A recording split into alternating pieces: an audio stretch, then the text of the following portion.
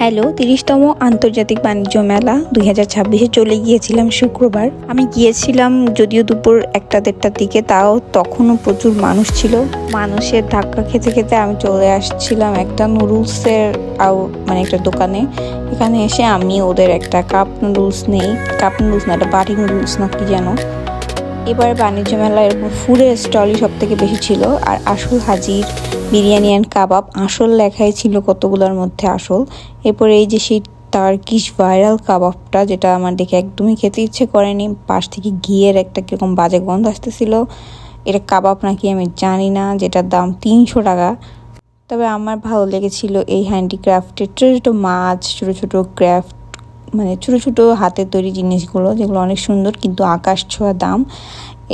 এরপরে দুপুর থেকে একটু বিকাল হওয়া শুরু করে, আর মানুষ। বায়োজিনের একটা আউটলেটও ছিল। তবে এই যে সুন্দর সুন্দর লাইটগুলো প্রতিবার আসে, এগুলোই সব থেকে সুন্দর। তবে যেই দাম, এক একটার দাম 20,000 লাখ টাকার উপরেও আছে। স্টলের মধ্যে ঢুকে আমি ছবি ভিডিও সব কিছু করার পরে দেখি একটা সুন্দর বড় প্লেকার্ড ঝুলানো, যে ছবি ভিডিও নিষিদ্ধ এবং একটা তুললে 500 টাকা লাগবে। তবে আমার চোখ আটকে গিয়েছিল এই থালাবাটির উপরে, কেন আমি জানি না। আর এই যে সবজির কাটাকুটি, যেইটা না থাকলে বাণিজ্য মেলার সম্ভবই হয় না। আমি এইসব দোকানের সামনে গিয়ে কাটাকুটি দেখি।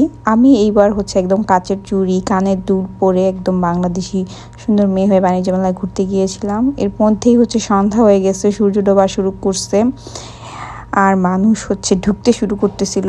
তবে আমি এই একটা স্টল মাত্র ঘুরে দেখাবো। এটা বাংলাদেশের যে জেলে মানুষগুলো থাকে তাদের হাতের তৈরি এই ঝাড়ুগুলো।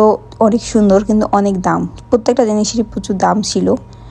আর এই যে হাতের তৈরি ব্যাগ, চুড়ি, সব কিছুই অনেক বেশি বেশি দাম ছিল আমার কাছে মনে হচ্ছিল। এরপর কাঁথা, এগুলো টাঙ্গাইলের জেলের যে কয়েদি, তারা এগুলা সেলাই করে নিয়ে আসছে। এরপর তারা আরও অনেক কাজ করছে, যেরকম এই যে মরা বা টুল, কিন্তু প্রচুর দাম ছিল। এই ছোটো ছোটো মরার এক একটা দাম ছিল 1400-1500 টাকা। এরপর এই যে স্যান্ডেল, এগুলাও তাদের হাতের তৈরি। ছোটো ছোটো কাঠের অনেক শোপিসও ছিল।